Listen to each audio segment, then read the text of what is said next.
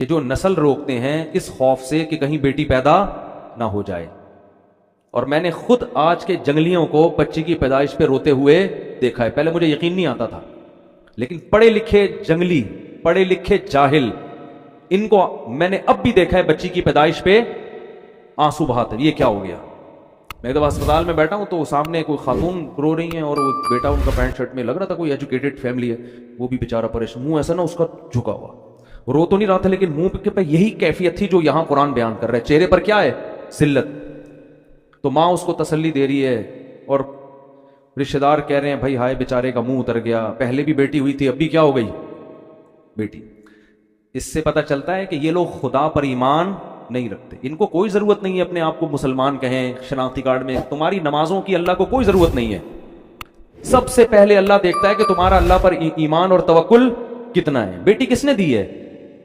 तेरी मां भी तो किसी की बेटी है ना जिसने तुम्हें जना है। वो ना होती तो तुम पैदा होते। तो ये बड़ी जहाल, जब अल्लाह खत्म ना आपकी डिक्शनरी से, तो फिर बहुत बड़ी दरिंदे बनोगे। ये बता दो, बहुत बड़ी दरिंदे। वही होगा कि जानवरों के तो हुकूक होंगे, इंसानों के हुकूक नहीं होंगे। बिल्लियों के हुकूक हैं, मां बाप के हुकूक नहीं है। आजकल दोस्तों को पाला जा रहा है, एयर होस्टेस के हुकूक जानते हैं। बेटी पे अपनी औलाद पैदा हो रही है और इस गधे का मुंह सूज रहा है। मुझे तो दिल चाह रहा था मैं रख के इसके गधे को मारूं खींच खींच के। बेगैरत आदमी, तू पढ़ा लिखा है, तुझे शर्म, तुझे खुदा पर ईमान नहीं है क्या? तो ये लड़की, ये अल्लाह की मखलूक पहले है, बेगैरत तेरी बेटी ये बाद में है। ये अल्लाह ने अपनी मखलूक को पैदा किया है, उसका निजाम है, हमेशा से पैदा हो रही हैं और क़यामत तक होती रहेंगी। और तुझे इतनी शर्म नहीं आती कि जिस खुदा ने तुझे पाल पोस के जवान किया, इस बेटी का रिस्क भी वो तुझे देगा। तेरी बीवी की छातियों में दूध पैदा किया उसने इस बच्ची की पैदाइश पर, यह बताने के लिए कि इसको भी मैं ही खिलाऊंगा जैसे बेटे को मैं खिलाता हूं। तो बेशर्मी की इंतहा है, बेगैरती की इंतहा है। और ये है पढ़े लिखे, ये क्या कहलाते हैं? पढ़े लिखे लोग। जहालत है ये। हमारे नबी सल्लल्लाहु अलैहि वसल्लम ने इस माहौल में आंख खोली है, वो जिंदा दफन किया जा रहा है। और कुरान कैफियत बयान कर रहा है, यतवारा मिनल कौमि मिन सूइ मा बुश्शिर बि, कि सारा दिन उसका चेहरा स्याह रहता था। लेकिन आप सल्लल्लाहु अलैहि वसल्लम ने कितनी मोहब्बत दी बेटी को। नमाज में अपनी बेटी को नवासी को कंधे पे उठा के 4 रकतें आपने जोहर की पढ़ाई हैं। हालांकि बच्चों को कंधे पे बिठा के नमाज पढ़ना सुन्नत अमल, आम मामूल नहीं। आप नवासी को कंधे पे उठा के 4 रकतें पढ़ाई हैं। जब रुकू में जाते तो उठा के नीचे कर देते, और जब अगली रकत में खड़े होते फिर उठा के कंधे पे बिठाते। इतनी मोहब्बत आपने अपनी किसी औलाद को, बल्कि किसी बच्चे को भी नहीं दी होगी। भाई ज्यादा ज्यादा इतनी मोहब्बत देती ना, किसी बच्चे को गोद में उठा लिया। सहाबा कहते हैं हम नमाज के इंतजार में थे, आप सल्लल्लाहु अलैहि वसल्लम जब आए हैं तो हम हैरान हो गए कि आपके कंधे पे आपकी नवासी बैठी हुई है। नवासी तो थोड़ी दूर हो गई ना, बेटी की भी बेटी हो गई। तो हम हैरान थे, ये क्या हुआ भाई। और उसी तरह आपने नीयत बांध ली है भाई, सैयदुल अंबिया हैं और नवासी को कंधे पे बिठा के नमाज पढ़ा रहे हैं। पीछे अबू बकर, उमर, उस्मान, अली जैसे लोग खड़े हुए हैं। इतनी मुबारक महफिल। अब हैरान है साहबा, फरमाते जब रुकू में गए ना तो उसको उठा के, क्योंकि गिर जाएगी ना वो, चलो अब एक दफा नीचे रख लिया तो काफी है। अगली रकत में खड़े होने से पहले दोबारा उठा के कंधे पे बिठाया उसको। 4 रकतें इस तरह से पढ़ी हैं। उलमा कहते हैं इसमें हिकमत ये थी, अरबों के दिल से बेटी की नफरत को खुरच खुरच के निकालना। कितना प्रोटोकॉल तो हसन हुसैन को भी नहीं दिया आप सल्लल्लाहु अलैहि वसल्लम ने। उनको भी कंधे पे बिठाया है, खुतबे में गोद में उठाया है। नमाज कंधे पे बिठा के 4 रकतें नहीं पढ़ाई हैं। तो क्या किस मजहब से तुम्हारा ताल्लुक है और तुम मुंह बना रहे हो? भाई 10 बेटियां हो जाएं, 15 हो जाएं, 16 हो जाएं, 20 हो जाएं, कोई बात नहीं। अल्लाह की नेमत है, खुश हो अल्लाह के।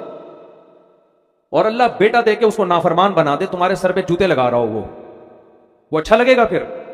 तो जो दे रहा है अल्लाह, उस पे बोलो ना भाई शुक्र अदा ना। नस्ल रोको इस नीयत से कि मेरे 6 बेटियां हो गई हैं, 7वीं भी कहीं बेटी ना हो जाए। बाज लोग क्या करते हैं, बेटा हो गया तो नस्ल रोकते हैं कि बस अब नहीं चाहिए, बेटी हो गई तो बेटे की लालच में नस्ल बढ़ाते हैं। इससे क्या हो रहा है, जो कुदरत का एक निजाम है ना, लड़के और लड़की का जो रेशो होना चाहिए, ग्रोथ रेशो, वो क्या हो रहा है, खराब। जिनके लड़कियां हो रही हैं वो लड़के की लालच में होने दे रहे हैं, जो लड़के हो गए तो 1-2 के बाद ब्रेक लगा दी।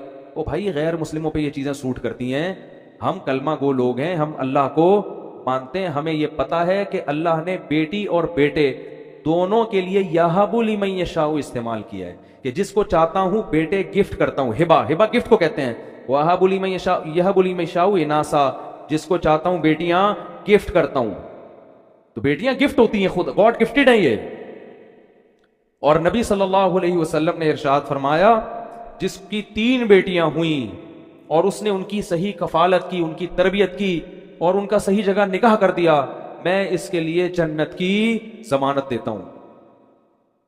और आपने ये भी फरमाया, कुन्न लहू हिरज़म मिनन नार, ये बेटियां बाप मां भी इसमें दाखिल है, वालदैन और जहन्नम के दरमियान आड़ बन जाएंगी। कि अल्लाह अगर किसी कोताही की वजह से इनके वालदैन को जहन्नम में डालेगा ना, कुछ कोताहियां हो गई, तो रुकावट कौन बनेगा? हिरजन, बेटियां क्या बन जाएगी? दीवार, रुकावट। क्यों? कि अल्लाह इसने इतनी बड़ी हमारे वालदैन ने नेकी की है कि हमें इज्जत के साथ इन्होंने अपने घर में पाला, हालांकि इनका हमसे कोई दुनियावी मफाद नहीं था। बेटों से तो मफाद होते हैं, ये करेगा यूं करेगा, हमसे क्या मफाद था? हमें तो रुखसत करना था इन्होंने ससुराल, तो वो अपनी इस एहसान का वास्ता देंगी।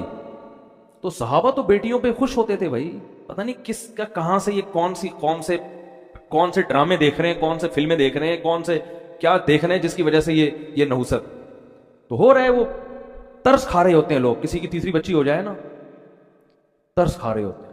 ये जाहिलों वाली बातें हैं, ये गैर मुस्लिमों पे सूट करती हैं, उनमें भी जो बहुत ही परले दर्जे के जाहिल हैं। हर गैर मुस्लिम भी ऐसा नहीं होता, ये उन पे सूट करने की बात है। हम फख्र करते हैं भाई, बेटियां भी दे अल्लाह, बेटे भी दे। औ युज़व्विजुहुम ज़ुक्रान व इनासा, फरमाया जिसको चाहता हूं गिफ्ट में बेटियों की लाइन लगा देता हूं, जिसको चाहता हूं गिफ्ट में बेटों की लाइन, और जिसको चाहता हूं हटो बच्चों, ठीक है ना, बेटों की भी लाइन और बेटियों की भी लाइन। जब ज्यादा होते हैं तो फिर दोनों ही होते हैं। ये जो रोक रहे हैं ना, 2 के बाद नहीं, तो फिर यहां तरसा के अल्लाह देता है। फिर अगर नस्ल को ऐसे ही पैदा होने दो कि भाई अल्लाह जितनी चाहे औलाद दे, तो हो सकता है आपकी 4 बेटियां हों, फिर लाइन से 4 बेटे हो जाएं। लेकिन जब आपने ये बुखल है ना तबीयत में, खाऊं खिलाएंगे कहां से, इन पे तो खर्च करना पड़ेगा, तो फिर इसका मतलब है कि आपका अल्लाह पर ईमान नहीं है। फिर अल्लाह भी कहता है मैं टेंशन ही दूंगा तुझे। और वो बच्चा भी जो लड़का भी जो पैदा होगा ना, वो एक ही अंडा, वो भी गंदा। बोलोगे यार एक बच्चा लड़का हुआ और वो भी कमबख्त बोलो किसी काम का नहीं। तवक्कुल करो, अल्लाह पे एतमाद करो, ना बहनों को टेंशन समझा करो और ना बेटियों। नबी ने बहनों की कफालत पे भी खुशखबरियां सुनाई। तो कुरान ये गैर उनके मुशरिकीन मक्का की ना हालत बयान कर रहा है कि इनकी हालत क्या है। सारा दिन मुंह छुपाता फिरता है,